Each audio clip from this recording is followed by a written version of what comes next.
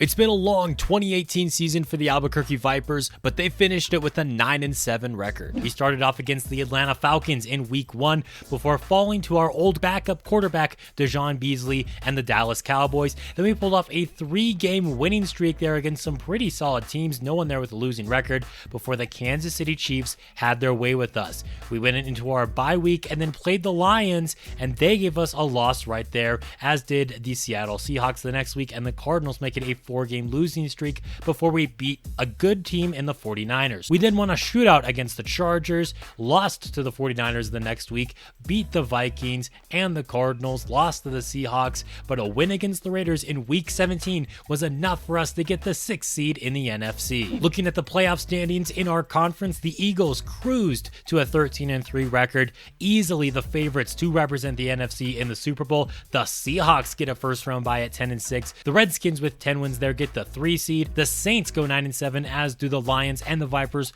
All of them are playoff teams. Taking a look across the standings around the entire league, the Ravens and Browns both go 11-5. The Steelers have a winning record, but no playoffs for them, and the Bengals continue to be terrible. The Texans go 12-4 in the South as they take it. The Colts get a wild card spot. The Titans and the Jags didn't do too hot. The Buffalo Bills win the East and are the only team out there with a winning record, as the Patriots have fallen off. The Chiefs are in the playoffs for the first time in a while, and the Broncos go 10-6, but it's not enough in a very competitive AFC. The Lions win the NFC North for the first time in nearly 30 years. The Packers at 9-7 just miss out as they get blown out by them in week 17. You got the Chicago Bears at 8-8 and the Vikings 5-11. The Saints are the only team in the abysmal NFC South to even end up with a winning record. They're going to take the division. As we saw, the Eagles have been dominant. The Redskins end up with a wild card berth, actually. The Cowboys go 8-8 and the Giants a disappointing 4-12. And of course, 2 teams out of the West here, with the Seattle Seahawks, despite Vince Young going down with a career-ending injury, still able to make the playoffs.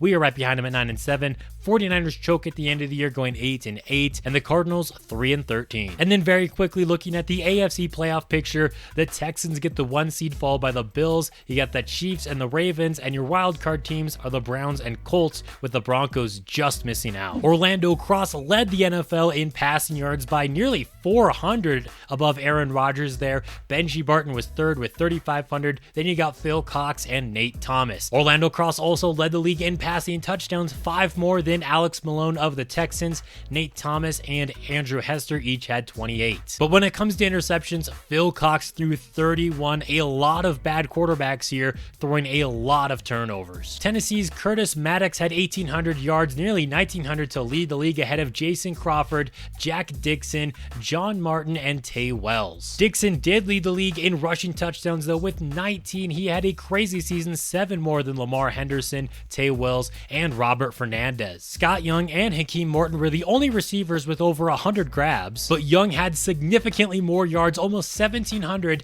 and 13 touchdowns, way more than second place there, Jermaine George, with 1,100 yards and 11 scores. You got the rookie Lamar James with 1,100 yards and 9 touchdowns for the Panthers, the lone bright spot for them. Hakeem Morton had 14 touchdowns, John Wade with 11 there and 1,100 yards. Morton's 14 touchdowns was enough to lead the league, 1 more than Scott Young, and then you have a handful of players here with 11. Anthony Smith was a tackle shy of 200 this season, a big year for the Vikings linebacker. Keaton Hill had 8 tackles for loss, ahead of Daryl Fannin with 7 there, and Jesse Baker had a heck of a season. I don't know why he couldn't produce in green and black, but down there in Houston, he is balling out with 23 sacks. Paul Holmberg had 16. You had 14 there for Jackson and Walter. Indianapolis's James Brooks had 8 interceptions to lead the NFL. Josh Devine and Chris Brown each had 7. Looking at Albuquerque's team stats, we already saw Cross led the league in passing yards and touchdowns. He actually played every game this season, a rare sight from the superstar quarterback, but he did throw a high 17 interceptions,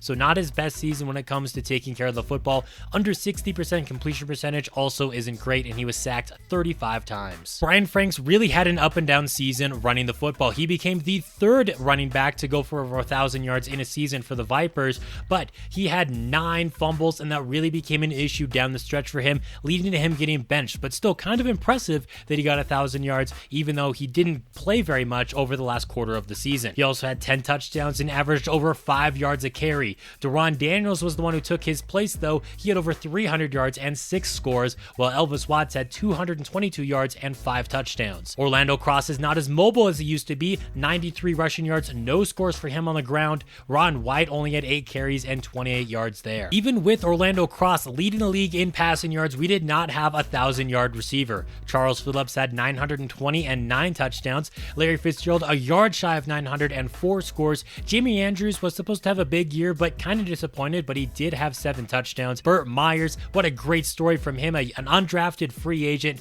over 500 yards and 4 touchdowns. Von Lewis, a little bit underutilized, only 21 catches this season, under 300 yards, but 5 touchdowns for him. Ron White was getting involved in the receiving game. Deron Daniels had 3 receiving touchdowns. Ryan Franks had 1 as well, as did Alan Graham on only 6 receptions this season. Trey Francis, the tight end, had 5 for 45 and a score as well. Joey Hand had 98 pancakes, by far the most on the team, but we gave up a bit too many sacks this season, I would say. John Kelly had 72 tackles to lead the team. Keaton Hill had 8 tackles for loss. That led the team right there. 9 sacks for the future Hall of Famer Daryl Fannin, as we did an alright job getting to the quarterback this season. And Justin Williams had 4 interceptions, 1 more than Darren Gordon's 3. Roscoe White and Roger Long each had 2, and then you have a few players here each with 1. Roscoe White and Daryl Fannin each forced 2 fumbles, and we did recover a good amount of those. And our top 2 corners each got a pick 6. Brian Koch had a perfect season, 15 for 15 with a long of 56, and he hit every one of his 58 extra points. Todd Washington also had a fine season, punting, averaging just under 50 yards. And while Harold White didn't have any kick return touchdowns, he remains one of the best in the league. And now to see if Orlando Cross will win an NFL record 6th MVP this season.